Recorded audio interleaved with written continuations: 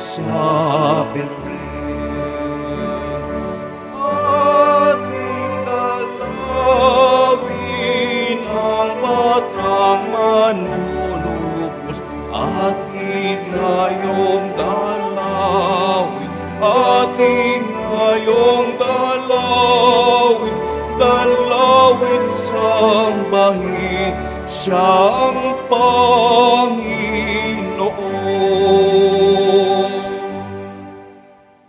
Sa ngalan ng Ama at ng Anak at ng Espiritu Santo, Amen. sumainyo ang Panginoon. At sumaiyo rin. Mga kapatid, aminin po natin ang ating mga kasalanan upang marapat tayong gumanap sa banal na pagdiriwang.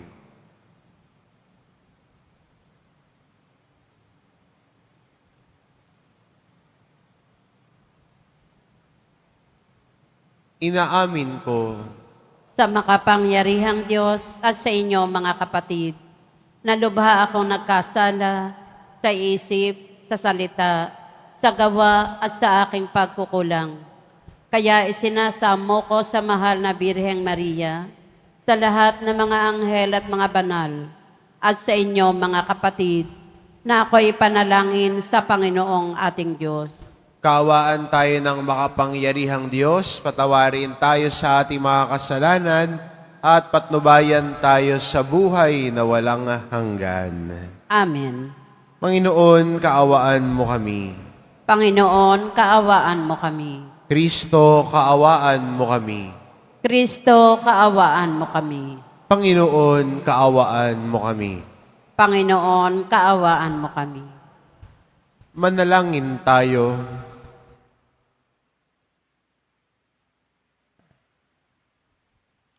Ama naming makapangyarihan, ikaw ang tumatanglaw sa lahat ng mga bansa.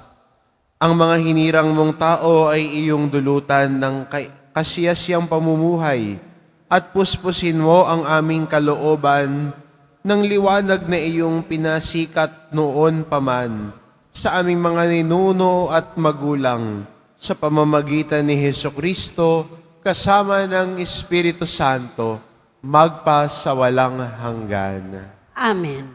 Magsiupo muna ang lahat. Pagbasa mula sa unang sulat ni Apostol San Juan. Minamahal kong mga kapatid, yamang gayon kadakila ang pag-ibig ng Diyos sa atin. Dapat din tayong mag-ibigan. Walang taong nakakita sa Diyos kailanman. Ngunit kung tayo'y nag-iibigan, nasa atin siya at nagiging ganap sa atin ang kanyang pag-ibig. Nalalaman nating nananatili tayo sa Diyos at siya naman sa atin, sapagkat pinagkalooban niya tayo ng kanyang Espiritu. Nakita namin at pinatutuhanang sinugo ng Ama ang kanyang anak bilang tagapagligtas ng sanlibutan. Ang nagpapahayag na si Jesus ang anak ng Diyos ay nananatili sa Diyos at ang Diyos na may nananatili sa Kanya. Nalalaman natin at pinananaligan ang pag-ibig ng Diyos sa atin. Ang Diyos ay pag-ibig. Ang nagpapatuloy na umibig ay nananatili sa Diyos at nananatili naman sa Kanya ang Diyos. Ang pag-ibig ay nagiging ganap kung hindi natin kinatatakutan ang araw ng paghuhukom, sapagkat tayo'y tulad ni Kristo kahit nasa daigdig pang ito. Walang kalakip na takot ang tunay na pag-ibig, sapagkat pinapawi ng pag-ibig ang anumang pagkatakot. Hindi paganap ang pag-ibig ng sinumang natatakot, sapagkat ang takot ay kaugnay ng parusa. Ang salita ng Diyos. Salamat sa Diyos. Poon maglilingkod sa iyo tanang bansa nitong mundo. Poon, maglilingkod sa iyo tanang bansa nitong mundo. Turuan mo yaong haring humatol ng katuwiran. Sa taglay mong katarungan, O Diyos, siya'y bahaginan. Upang siya'y maging tapat, mamahala sa iyong bayan, at pati sa mahihirap, maging tapat siyang tunay. Poon, maglilingkod sa iyo tanang bansa nitong mundo. Mga haring nasa pulo at naroon sa Espanya, maghahandog ng kaloob, ihahain din sa kanya. Pati yaong mga hari ng Arabia at Ethiopia, may mga kaloob ding taglay nilang alaala.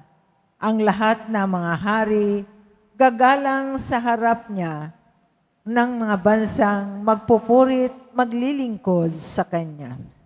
Poon, maglilingkod sa iyo tanang bansa nitong mundo. Kanya namang ililigtas ang sinumang tumatawag, lalo lang nalilimot ng mga taong mahihirap. Sa ganitong mga tao, siya'y lubhang nahahabag, sa kanila tumutulong upang sila ay maligtas. Poon, maglilingkod sa iyo tanang bansa nitong mundo. Magsitayo po ang lahat.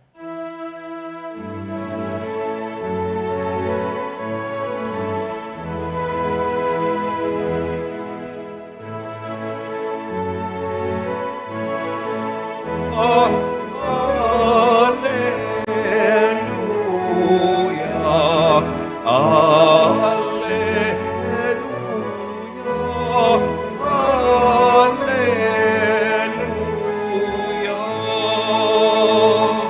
Si Kristo'y naging tao, Hari ng langit at mundo, kaya't manalig tayo.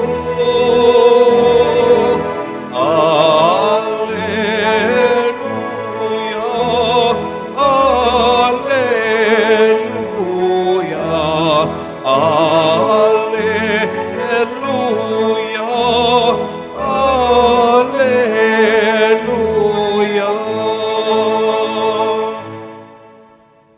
Sumainyo ang Panginoon. At sumaiyo rin. Ang mabuting balita ng Panginoon ayon kay San Marcos. Papuri sa iyo, Panginoon. Matapos mapakain ang 5,000 lalaki, agad pinasakay ni Jesus sa bangka ang mga alagad at pinauna sa Bethsaida, sa kabilang ibayo ng lawa, samantalang pinapauwi niya ang mga tao. Pagkaalis nila, siya'y umahon sa burol upang manalangin. Sumapit ang gabi. Nasa laot na noon ang bangka, samantalang si Jesus ay nag-iisa sa katihan. Nakita niyang nahihirapan sa pagsagwan ang kanyang maalagad, sapagkat pasalungat sila sa hangin. At nang madaling araw na, sumunod sa kanila si Jesus na naglalakad sa ibabaw ng tubig. Lalampasan niya sana sila, ngunit nakita ng mga alagad na siya'y lumalakad sa ibabaw ng tubig. Kaya't napasigaw sila. Ang akala nila'y multo at kinalabutan silang lahat. Ngunit agad niyang sinabi sa kanila, huwag kayong matakot. Sa Jesus ito, lakasan ninyo ang inyong loob. Sumakay siya sa bangka at tumigil ang hangin. Sila'y lubhang nanggilalas sapagkat hindi nila naunawaan ang nangyari sa tinapay. Hindi pa ito abot ng kalang isip. Ang mabuting balita ng Panginoon. Pinupuri ka namin, Panginoong Heso Kristo. Magsiupo muna ang lahat.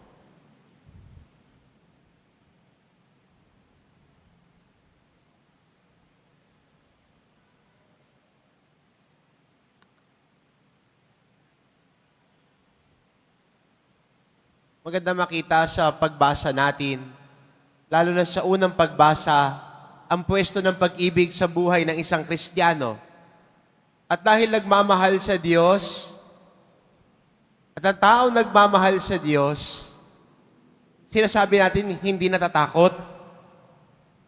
Kung ganun natin titignan at babasahin ang katagang love dispels fear. Pero kung titignan din naman natin, dahil sa pagmamahal natin sa Diyos, marunong tayo magtiwala sa Diyos. At hindi ba gano'n naman ang pundasyon ng pagmamahal? May tiwala. Dahil nagmamahal tayo sa Diyos, kaya nating ipagkatiwala sa Diyos ang buhay natin. Kaya nating ipagkatiwala sa Diyos ang kinabukasan natin. Kaya, kung pinagkakatiwala natin sa Diyos ang buhay, kinabukasan natin, pangarap natin, wala tayong ikakatakot at ikapapangamba dahil ang Diyos ang bahala sa atin.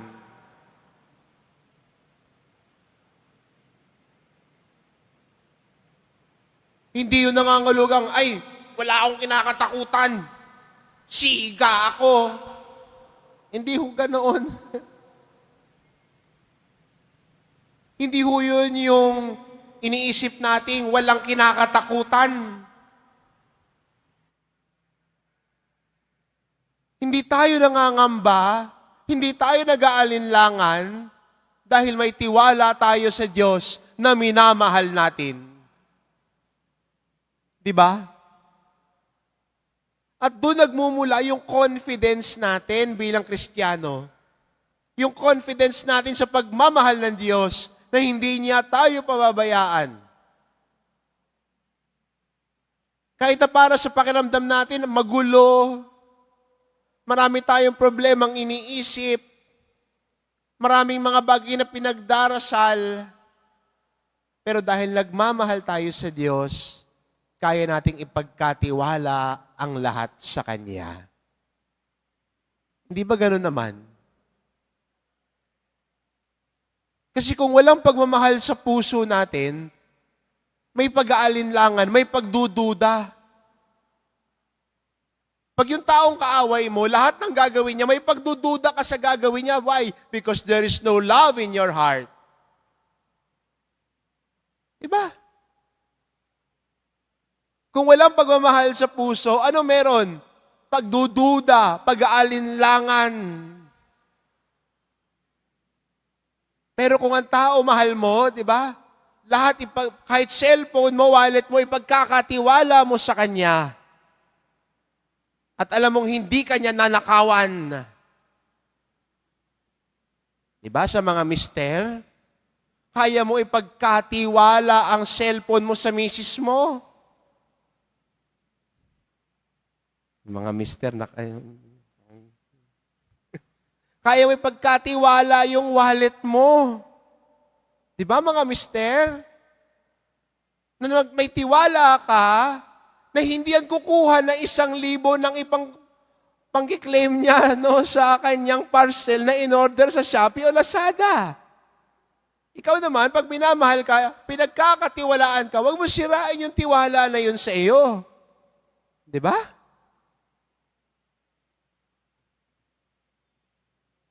At yun ang pundasyon din ng pagmamahal ng Diyos sa atin at natin sa Diyos. Na kaya nating ipagkatiwala ang buhay natin sa Kanya dahil Siya ang pumapatnubay at nagbibigay ng pangangailangan natin. Di ba? God provides for everything. God loved us first. That's why we loved Him in return. Sabi ni San Juan. Sabi ni San Juan hindi siya tayong naunang nagmahal sa Kanya, kundi Siya ang unang nagmahal sa atin. At ang sukli natin sa pagmamahal ng Diyos ay ang pagmamahal din natin sa Kanya. At dahil nagmamahal, marunong magtiwala. Kaya ang tao may pagmamahal sa puso, marunong magtiwala sa Diyos. Check nga natin. Pumalakpak nga ang nagmamahal sa Diyos.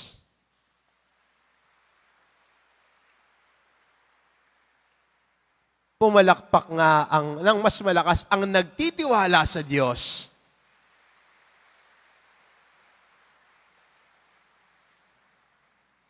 Marami. Pero hindi natatapos sa pagtitiwala. Dahil nagmamahal sa Diyos, dahil nagtitiwala sa Diyos, anong kasunod? Marunong sumunod sa Diyos. Hindi mo susundan ang taong hindi mo pinagkakatiwalaan. Di ba? Hindi mo susundan ang bilin sa iyo ng tao na wala kang tiwala. Pag wala kang tiwala sa tao nagbilin sa iyo, may pagdududa ka. Bakit ako inuutusan nito? Anong gusto niyang mangyari? Siguro sinusubukan niya ako. May pagdadalawang isip eh.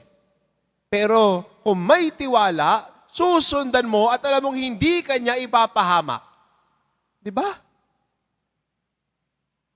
Alam mo na yung bilin niya sa iyo ay hindi magdadala sa iyo sa kapahamakan, kundi sa kabutihan. What is your assurance to do that? Because you trust and love the person that you are following. At sa atin din buhay bilang mga Kristiyano, dahil nagmamahal tayo sa Diyos, may tiwala tayo sa Kanya, sinusundan natin Siya. Sinusundan natin ang mga aral at turo ni Jesus. Sinusundan natin ang mga bilin sa atin ni Jesus na napapakinggan natin at pinagdinilayan sa banal na kasulatan.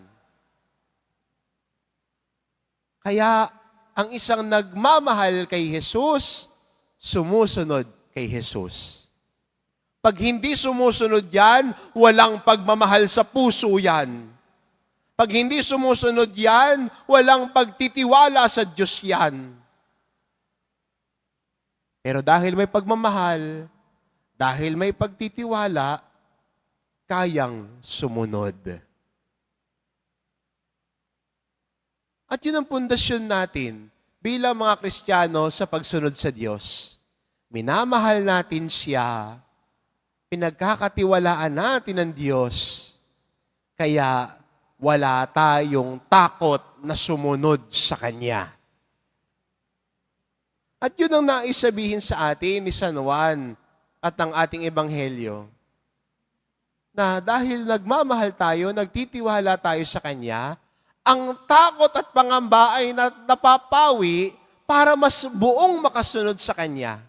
Kaya kung ano man ang umahad lang sa iyo na sumunod kay Jesus, dahil nagmamahal ka, ang takot at pangamba na yon ay mabubura. Ang paglatag ng buhay para sa Diyos, yung takot at pangamba ay buburahin ng pag-ibig natin sa Diyos. Ang takot at pangamba na sumunod kay Jesus ay buburahin ng matinding pag-ibig at pagtitiwala natin sa Kanya. Siguro ito yung pinakamahalagang bunga ng pag-ibig natin. Hindi lang natin sinasabing, mahal ko ang Diyos. Hindi lang natin sinasabi sa bibig natin na mahal ko ang Diyos. Pero sana dahil sa pagmamahal natin sa Diyos, kaya natin magtiwala sa Kanya at kaya nating sumunod sa Kanya. Kaya check natin. Pumalakpak nga ang nagmamahal sa Diyos.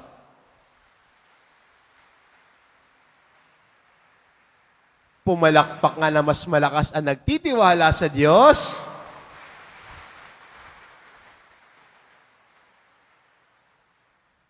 Pumalakpak ang nagsasabing, susunod ako sa Diyos.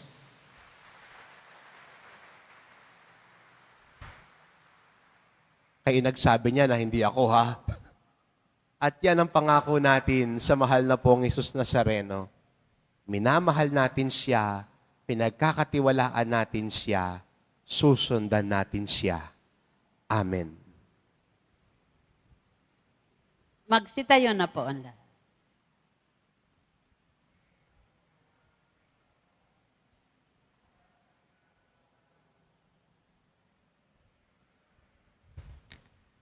Minamahal ko mga kapatid, hilingin natin sa ating Ama sa langit na palakasin ang ating pananampalataya at tulungan tayong mapaglaban ang ating mga takot.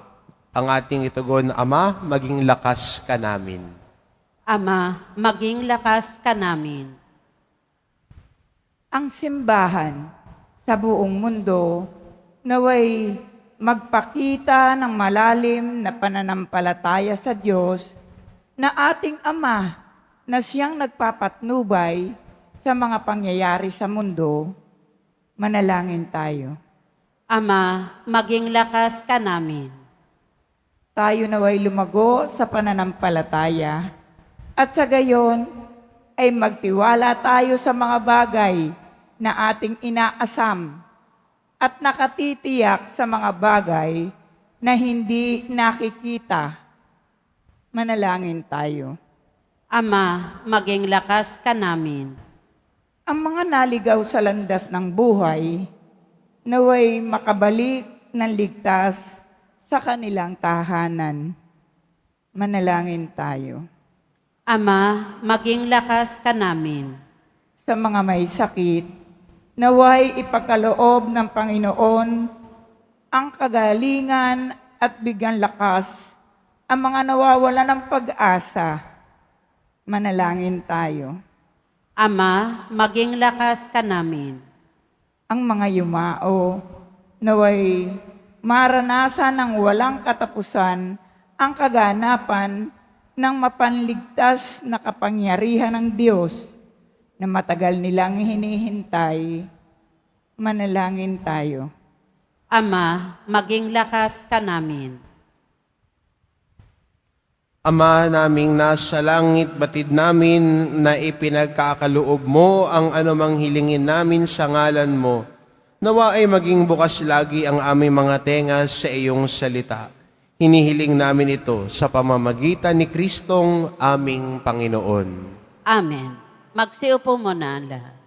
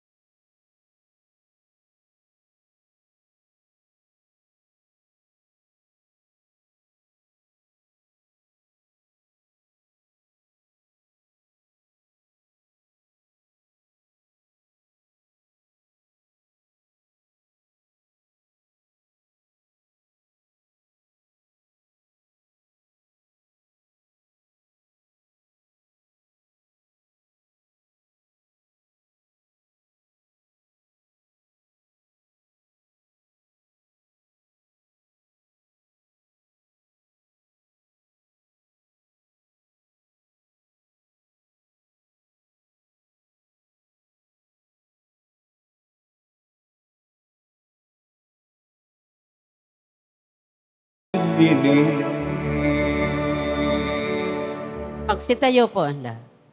Manalangin kayo mga kapatid upang ang paghahain natin ay kalugdan ng Diyos amang makapangyarihan. Tanggapin nawa ng Panginoon itong paghahain sa iyong mga kamay, sa kapurihan niya at karangalan, sa ating kapakinabangan at sa buong sambayanan niyang banal. Ama naming lumikha, ang tapat na pag-ibig at pagkakasundo ay sa iyo nagmumula. Ipagkaloob mong maging maahinan ng aming mga alay ang iyong kadakilaan at aming mapagsaluhan sa banal na pakikinabang ang aming ipinagdiriwang sa pamamagitan ni Hesukristo kasama ng Espiritu Santo magpasawalang hanggan. Amen. Sumainyo ang Panginoon.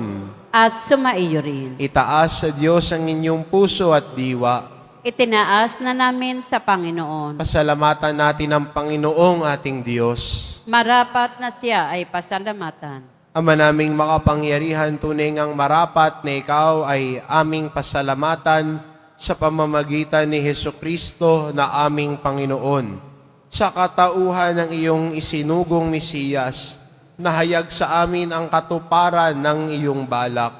Ngayon nga ay iyong ipinakikita sa tanan ang liwanag na tumatanglaw sa sangkatauhan sa pagpapahayag ng anak mong ginigiliw na siya ay hindi naiiba sa amin. Minarapat mong sa pagkatao namin magdingning ang kariktan ng kadakilaan niyang di magmamaliw. Kaya kaisa ng mga anghel na nagsisiawit ng papuri sa iyo nang walang humpay sa kalangitan, kami nagbubunyi sa iyong kadakilaan. Santo, Santo, Santo, Panginoon Diyos ng mga hukbo, napupuno ang langit at lupa ng kadakilaan mo, o sana sa kaitaasan. Pinagpala ang naparirito sa ngalan ng Panginoon, o sana sa kaitaasan. Magsiluhod po ang lahat. Ama naming banal, ikaw ang bukal ng tanang kabanalan, kaya't sa pamamagitan ng iyong Espiritu gawin mong banal ang mga kaloob na ito, upang para sa amin maging katawan at dugo ng aming Panginoong Hesukristo. Bago niya pinagtiisang kusang loob na maging handog, hinawakan niya ang tinapay, pinasalamatan kanya. Pinagati-hati niya iyon, iniabot sa kanyang mga alagad at sinabi, "Tanggapin ninyong lahat ito at kanin, ito ang aking katawan na ihahandog para sa inyo."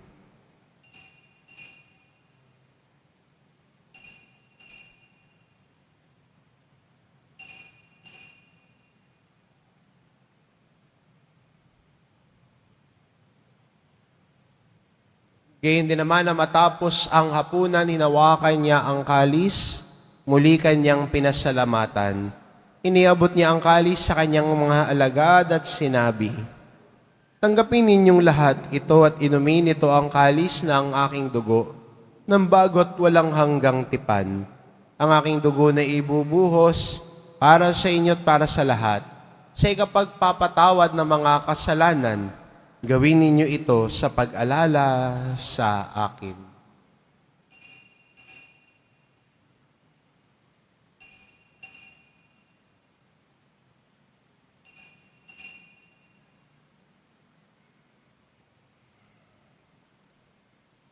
Magsitayo po ang lahat.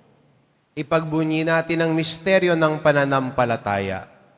Si Kristo'y namatay, si Kristo'y nabuhay, si Kristo'y babalik sa wakas ng panahon. Ama, ginagawa namin ngayon ang pag-alala sa pagkamatay at muling pagkabuhay ng iyong anak, kaya't inaalay namin sa iyong tinapay na nagbibigay buhay at ang kalis na nagkakaloob ng kaligtasan. Kaming nagpapasalamat dahil kami yung minarapat na tumayo sa harap mo para maglingkod sa iyo. Isinasamo namin kaming magsasalo-salo sa katawan at dugo ni Kristo ay mabuklod sa pagkakaisa sa pamamagitan ng Espiritu Santo. Ama, lingapin mo ang iyong simbahang laganap sa buong daigdig, puspusin mo kami sa pag-ibig, kaisa ni Francisco na aming Papa at ni Jose na aming Obispo at ng Tanang Kaparian. Alalahanin mo rin ang mga patid naming nahimlay, na may pag-asa sila'y muling mabubuhay, gayon din ang lahat na mapumanaw. Kawaan mo sila at patuloyin sa iyong kaliwanagan. Kawaan mo at pagindapating kaming lahat na makasalo sa iyong buhay na walang wakas. Kaysa ng mahal na Birheng Maria, Ina ng Diyos, ng kabiyak ng puso niyang si San Jose, kaysa ng mga apostol, si San Juan Bautista, at ng lahat ng mga banal na namuhay dito sa daigdig ng kalugod-lugod sa iyo. May pagdiwang nawa namin ang pagpupuri sa ikararangal mo sa magitan ng anak na aming Panginoong Hesukristo. Sa pamamagitan ni Kristo kasama niya at sa Kanya, ang lahat ng parangal at papuri ay sa iyo, Diyos amang makapangyarihan, kasama ng Espiritu Santo, magpa sa walang hanggan. Amen. Sa tagubilin ng mga nakagagaling na utos at turo ni Jesus, na Panginoon natin at Diyos, ipahayag po natin ng lakas loob. Ama namin, sumasalangit ka. Sambahin ang ngalan mo. Mapasa amin ang kaharian mo. Sundin ang loob mo dito sa lupa para nang sa langit. Bigyan mo kami ngayon ng aming kakanin sa araw-araw at patawarin mo kami sa aming mga sala para nang pagpapatawad namin sa nagkakasala sa amin. At huwag mo kaming ipahintulot sa tukso at iadya mo kami sa lahat ng masama.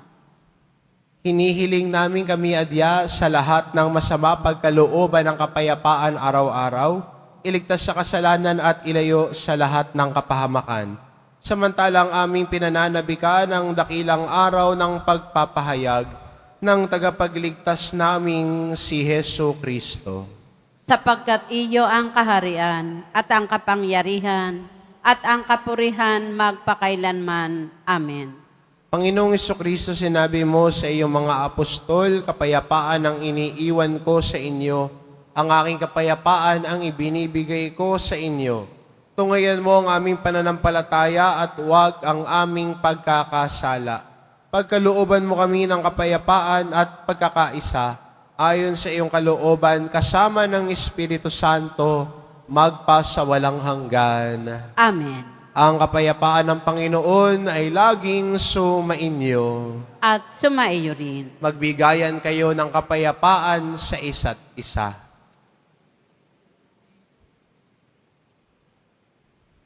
Kordero ng Diyos na nag-aalis ng mga kasalanan ng sanlibutan, maawa ka sa amin.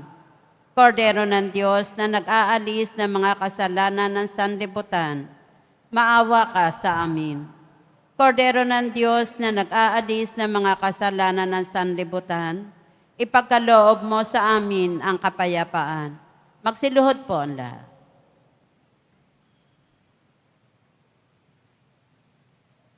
Itong kordero ng Diyos, ito nag-aalis ng kasalanan ng sanlibutan. Mapalad ang mga inaanyayahan sa kanyang piging. Panginoon, hindi ako karapat-dapat na magpatuloy sa iyo, ngunit sa isang salita mo lamang ay gagaling na ako.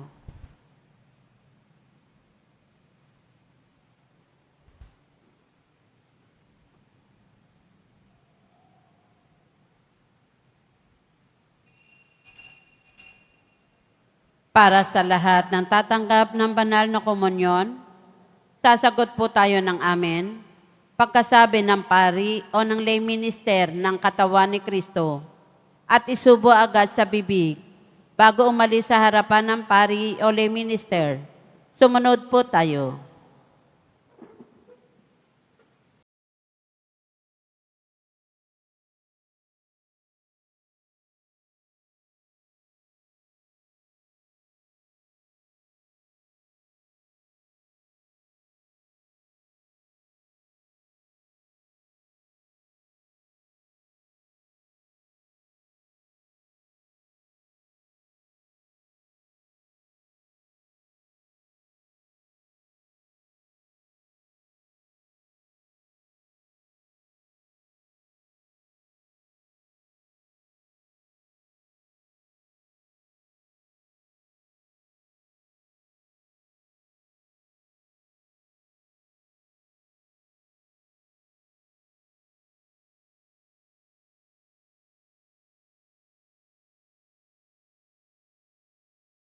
Manalangin tayo. Ama naming mapagmahal, kaming pinapagsalo mo sa iyong banal na piging, ay papakinabangin mo sa iyong dakilang pag-ibig, ngayon at kailanman, upang makapagkalipas ng mga kaloob mong pansamantala, makamtan namin ang aming inaasahang pampalagian sa pamamagitan ni Hesukristo, kasama ng Espiritu Santo, magpa sa walang hanggan. Amen. Sumainyo ang Panginoon at sumaiyo rin. Mahal na poong Jesus Nazareno, inihayag mo sa pamamagitan ng krus ang walang maliw na pag-ibig ng Diyos sa sangkatauhan. Pakinggan mo ang kahilingan lalo na para sa mga nangangailangan ng iyong tulong at awa. Makamtanawa namin ang iyong kasagutan ng may utang na loob na tinatanaw. Basbasan din po ninyo itong mga imahin at dasalan upang lalo kaming manalangin at magtiwala. Sa pamamagitan ng bendisyon na ito, naway lalo kaming maging mapaglingkod, masunurin at tapat sa iyo na aming malwalhating Panginoon magpa sa walang hanggan. Amen. At pagpalain kayo ng ating mapagmahal na Diyos, ang Ama at ang Anak at ang Espiritu Santo. Amen. Umayo kayo, taglay ang kapayapaan ng poong Jesus Nazareno. Salamat sa Diyos.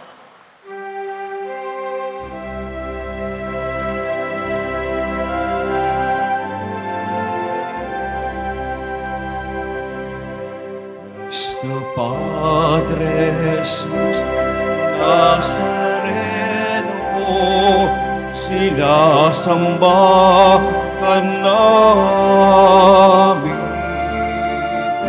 Pinipinto ka namin. Aral mo ang aming buhay at kaligtasan. Nuestro Padre Jesús Nazareno, iligtas mo kami sa kasalanan. Ang krus mong kinamatayan ay sagisag ng aming kaligtasan. Nuestro Padre Jesús Nazareno, dinarangal ka namin.